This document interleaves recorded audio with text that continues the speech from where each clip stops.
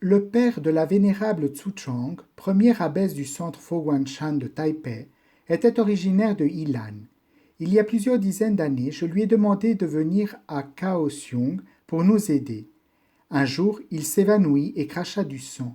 Le médecin directeur de l'hôpital de la ville de Kaohsiung est venu et, sans dire un mot, il referma sa trousse et s'en alla. Nous avons fait appel à un autre médecin qui dit en le voyant: C'est extraordinaire qu'il puisse vivre ainsi. Je n'ai encore jamais vu ça dans ma vie. Pourquoi demandai-je. Ses organes sont tous endommagés. Y a-t-il de l'espoir? Aucun, mais nous allons faire ce que nous pouvons. Des années après, sa santé restait très bonne. Comment est-ce possible? Le nœud de l'histoire est dû à la puissance de l'esprit. La force de l'esprit peut améliorer la santé. Par la suite, il entra dans les ordres et son nom de dharma fut Hui He. 4. La compréhension et moi. C'est la souffrance produite par des pensées et des interprétations erronées. Souvent, c'est à cause de nos illusions et de notre obstination que nous croyons à des choses qui ne se sont jamais produites. Les ragots sont monnaie courante dans le monde où nous vivons. Souvent, à cause d'un mauvais jugement ou d'un malentendu, des amis de longue date se querellent et rompent leur amitié. Les malentendus se terminent toujours par des disputes et personne ne pense plus à leurs longues années d'amitié. Il y a bien longtemps, un banquier célibataire était connu pour ses bienfaits. Il offrait souvent une aide financière aux enfants des orphelinats. Parmi ceux-ci, une petite fille put terminer ses études du primaire à l'université grâce aux dons du banquier. Un jour, elle dit à ce dernier: Je voudrais être votre femme. Non, ce n'est pas pour les remerciements que je vous aide, ce n'est pas mon intention. Je le sais, mais c'est vous qui m'avez donné le bonheur et la réussite de ma vie. Pour vous remercier, c'est de mon plein gré que je voudrais être votre femme. Et c'est ainsi qu'ils devinrent époux. Malgré la différence d'âge, ils s'aimaient tendrement d'un amour partagé. Un jour, le cousin du mari s'adressa à ce dernier. Cousin, pourquoi laisses-tu ta femme travailler dehors? Les femmes d'aujourd'hui doivent aussi servir la société.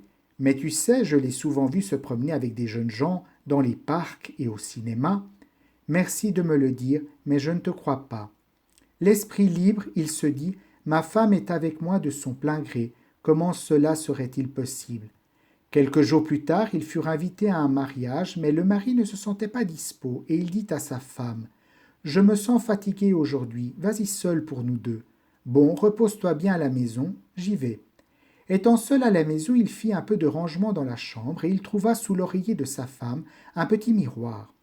En le prenant, le miroir s'ouvrit en deux et dedans, il trouva une photo sur laquelle sa femme était dans les bras d'un jeune homme. Quelle garce! Mon cousin me l'avait dit et je ne voulais pas le croire. Et maintenant, c'est moi qui l'ai vu de mes propres yeux. De colère, il se mit à boire et plus il buvait, plus il se sentait affligé. En rentrant, sa femme le vit dans cet état et lui dit: Tu as refusé une invitation et voilà que tu bois tout seul à la maison? Il resta muet. Alors elle continua: Pourquoi ne dis-tu rien? Ne reste pas comme ça, il est tard, allons nous reposer. Quoi qu'elle dît, il ne répondait pas. Alors elle s'exclama: Tu ne veux pas dormir? Tant pis, moi j'ai sommeil. Et elle sortit le miroir, se regarda dedans et dit: Pourquoi fais-tu la tête? Regarde, je suis belle, pourquoi ne me parles-tu pas? Tu devrais être heureux, nous nous aimons tant. Alors il ne sut plus se retenir, il sauta sur elle et lui serra le cou. Qu'est-ce qui t'arrive et pourquoi? Cria-t-elle affolée. Il prit le miroir et le cassa en deux, puis il sortit la photo et la lui montra. En voyant la photo, elle éclata de rire, ce qui le fâcha encore plus. Tu es contente de voir ton amant? Tu n'es qu'une garce. Et ne lui laissant aucune occasion de s'expliquer, il l'étrangla. Puis il enterra et dit aux gens qu'elle était décédée subitement. 2 semaines plus tard, le cousin revint. Cousin, il y a une chose qui me tracasse beaucoup. Quelle chose? Est-ce à cause de moi que ta femme est décédée?